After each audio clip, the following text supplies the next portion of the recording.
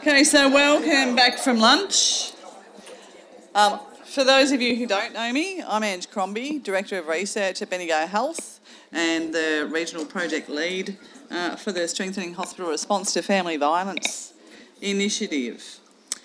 So I'm going to be your MC for this afternoon's session, which is designed to be a bit of a practical mix, a mix of practical information and some inspiring stories and ideas to get you thinking about how you can approach changing the culture and the clinical practice at your health service, in line, of course, with the Strengthening Hospital Response to Family Violence service model.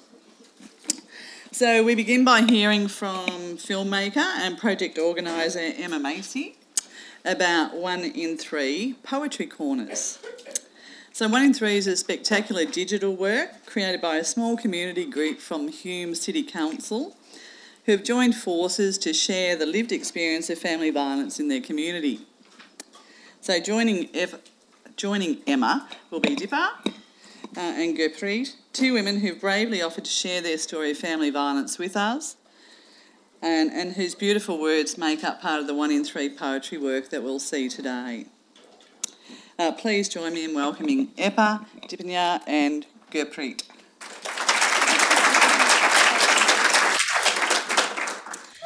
Thank you. So I believe I'm mic'd up. And can everyone hear me? So essentially, I'm a social justice filmmaker and a community arts practitioner. And I make feature films, short films, public interventions, and create social impact strategies, which means that my work predominantly involves working with communities or using film to address social issues. I'm just going to... When I lived in the UK, so this is just a little snapshot of some of the things I've done. When I lived in the UK, I was inspired by a particular story on the news where 23 young people had committed suicide in 3 months in a rural village in Wales. And it inspired me to set up a program called Film 15, which was like trying to engage with young, disenfranchised, disadvantaged youth to give them a new idea of new pathways to employment. So a lot of these suicides were linked with a hopelessness. Farming was falling apart in the area. There was really very few of the young people were going to university and they had no hope to go to university in their minds. So over a 10-year period, I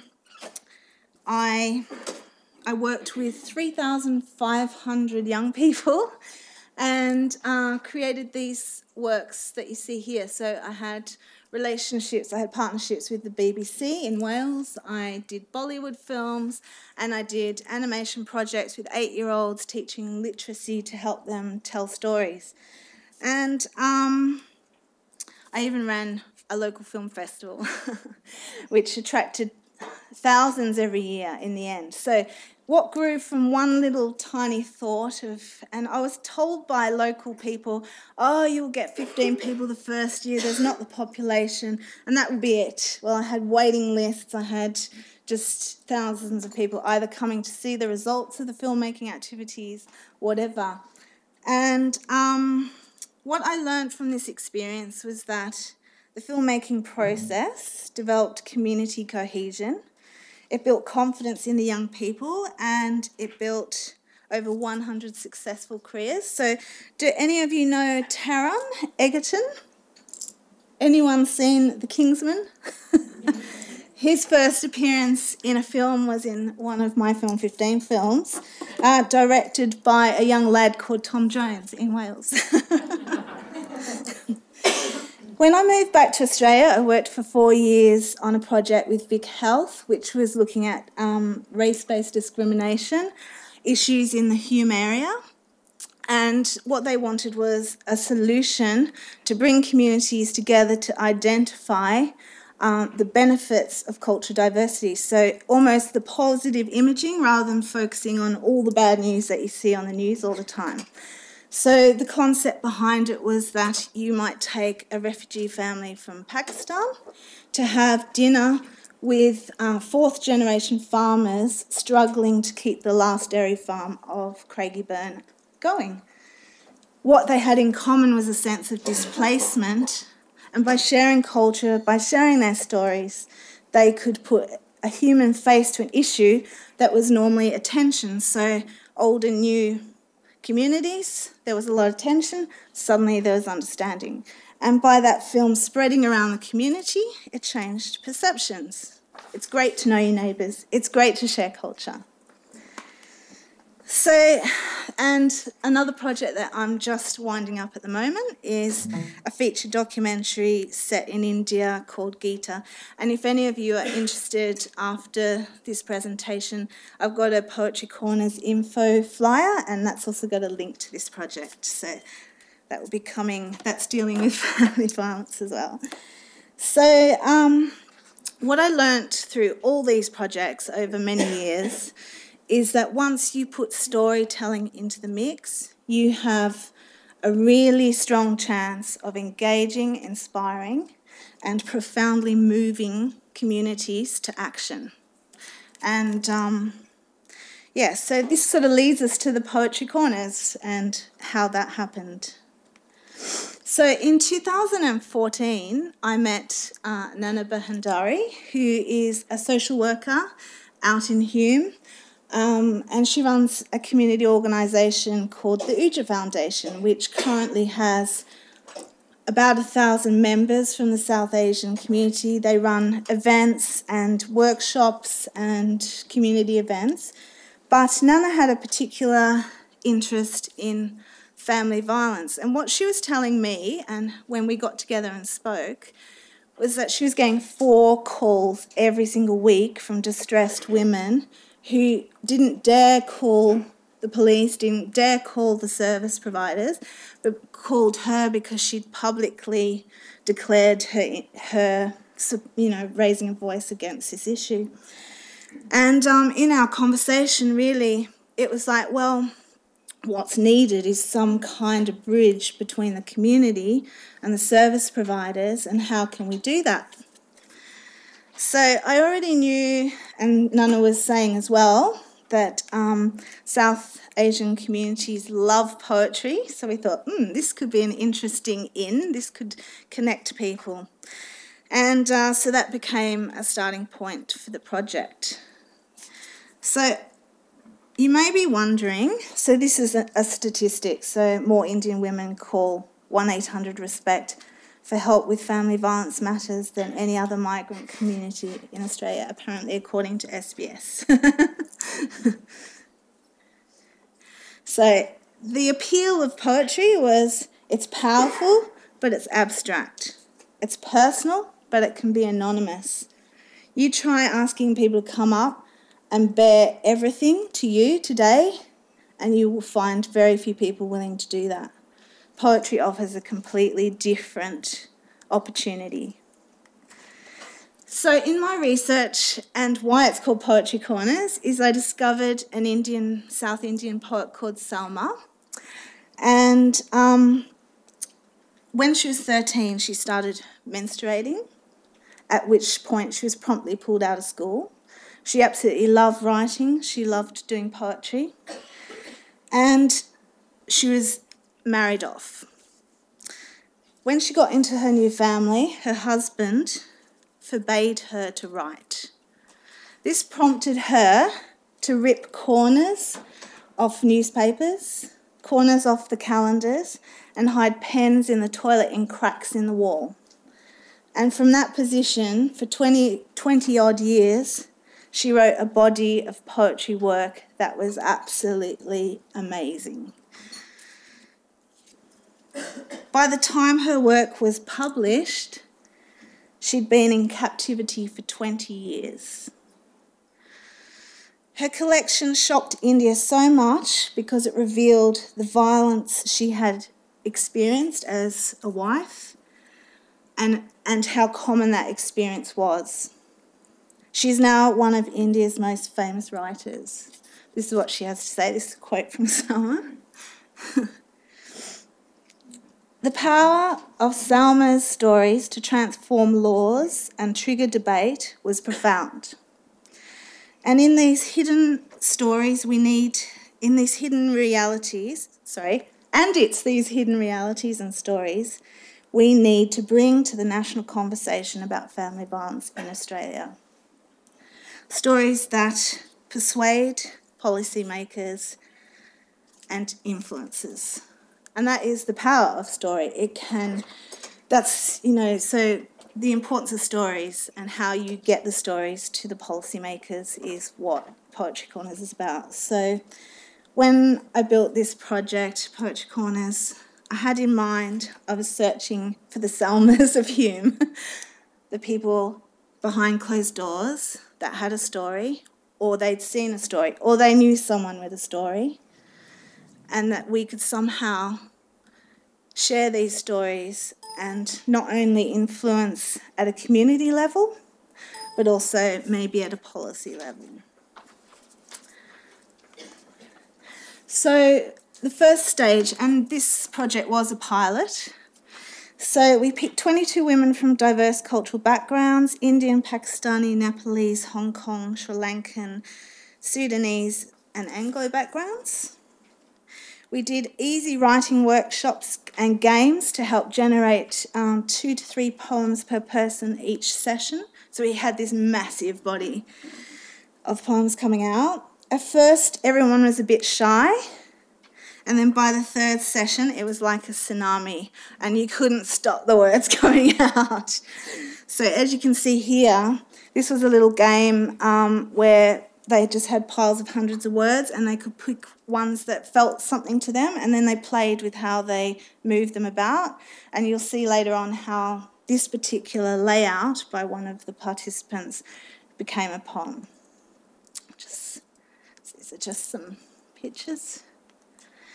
So, which leads to our final piece. All the pieces were put together to create a video installation and an online version of the poetry. So all bits of everyone's poems were put together for a collective narrative. Phew, did that in 10 minutes.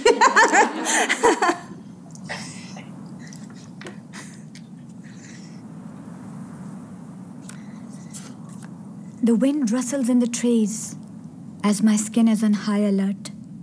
And when night falls, I breathe deeply, because alone in the silence, I hear there's a tsunami forming out at sea, as statistics and news reports tell me on the TV. It's 1 in 3. It's 1 in 3. It's 1 in 3 in my very own country. Behind closed doors in my community, violence and abuse is a daily crime for millions of women and children globally. Seriously. It's hard to admit that it's not just me who conceals the pain because they feel ashamed to speak up, to speak out against society, because everyone around you upholds patriarchy. People will tell you, you should adjust.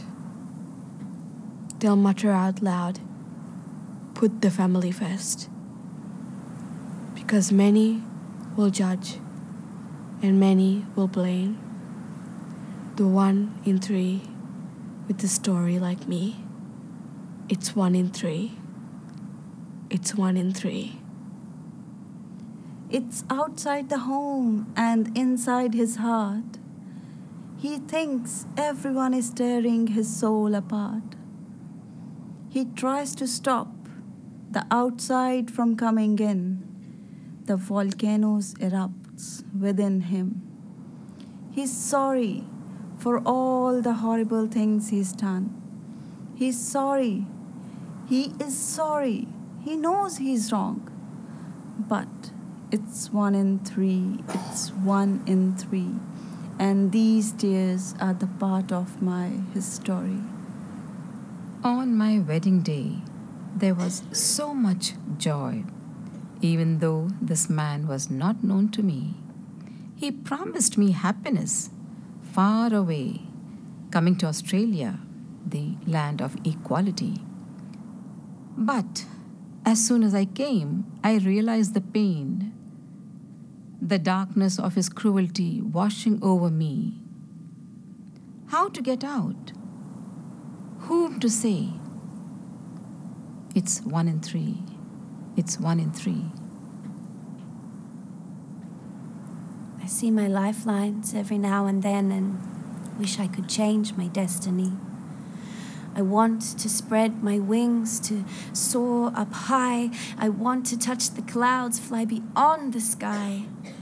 I want to touch the stars and set myself free. Because it's 1 in 3. It's 1 in 3.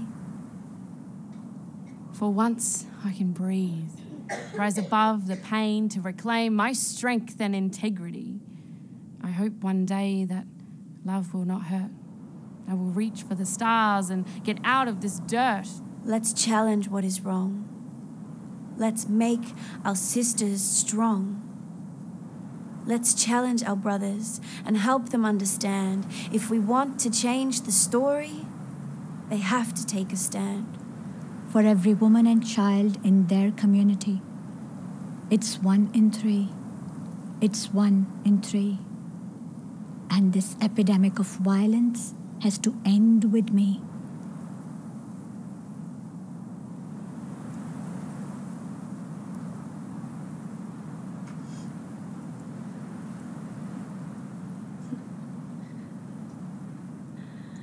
Okay.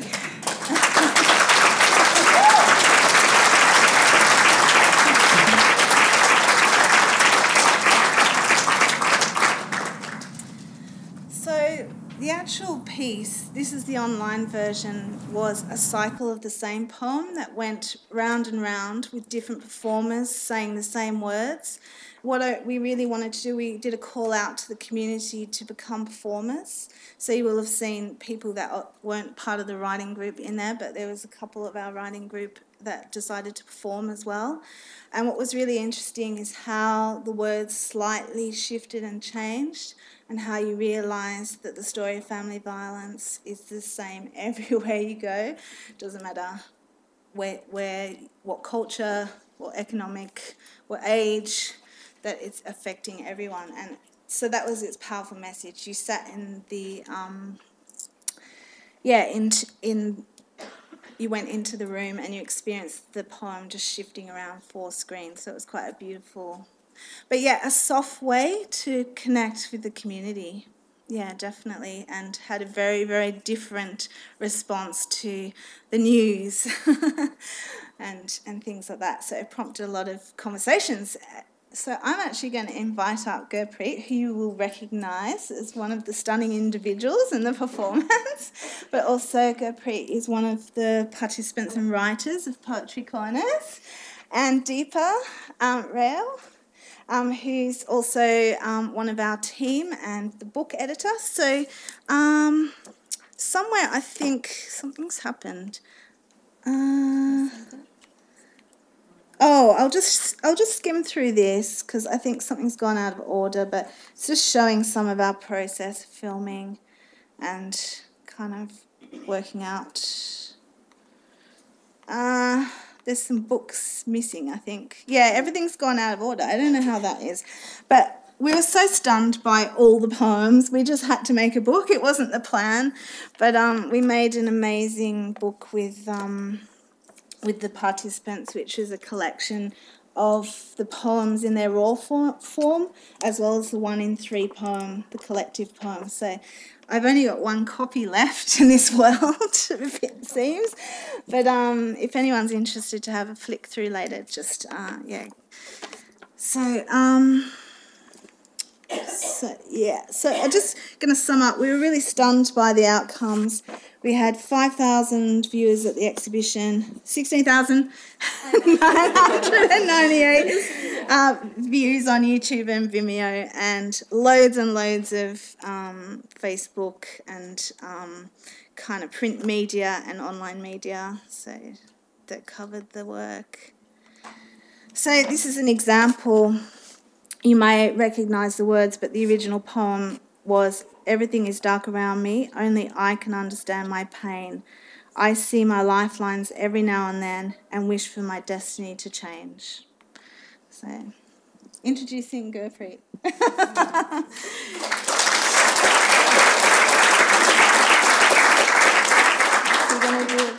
So Gurpreet's going to do a little poetry reading of one of the pieces out of the book.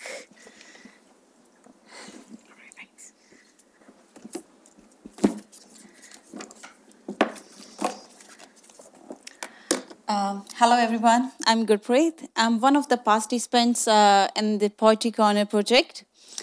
I'm going to read out just a small outcome of that Poetry Corner. Family keeps me silent as I'm reading every day. The fear and uncertainty is unbearable in every way. But despite myself, my mouth does not let my rights be claimed. Thank you.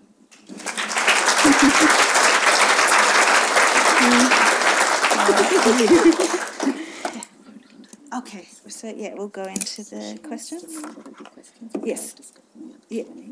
Well, I'll go Preet and I will do just a little. Yeah. Okay. So we'll move over here. How much time has it got left? 2 minutes. Huh? 2 minutes. Oh. Oh. Okay. What we did have planned was to just have a quick discussion about some of the observations from Gurpreet about her experience. So I'll whiz through these questions, maybe skipping a few. So, yeah. Yeah, so I'll just skip through. So, what do you think are the barriers preventing victims from diverse communities getting help?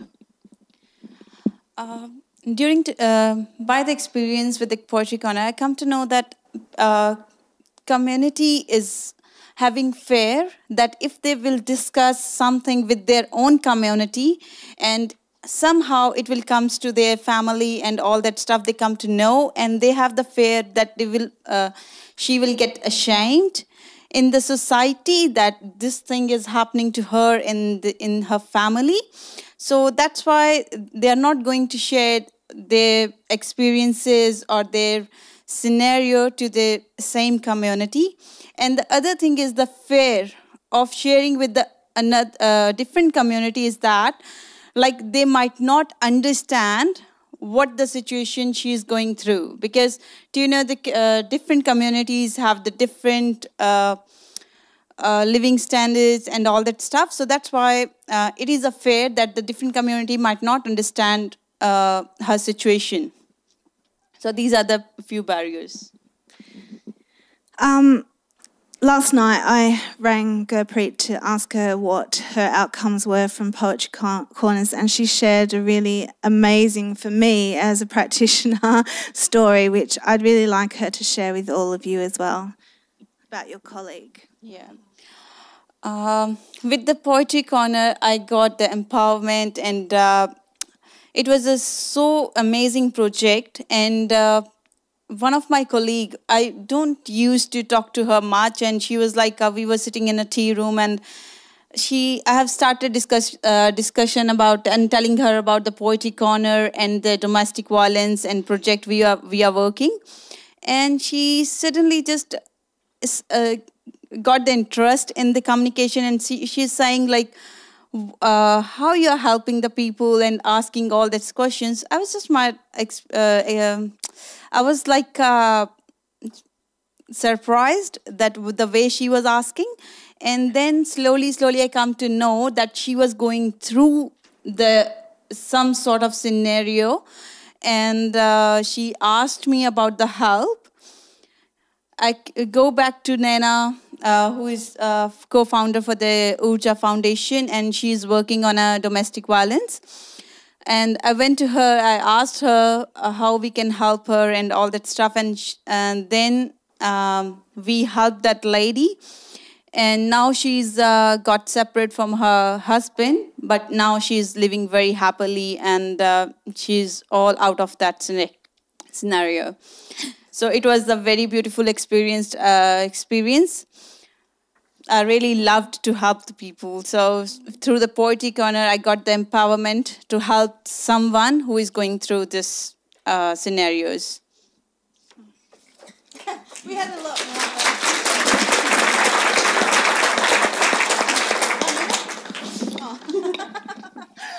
So I wanted, so Gurpreet, we were talking about what you thought of the book, and you had a very interesting reflection regarding your son and the book.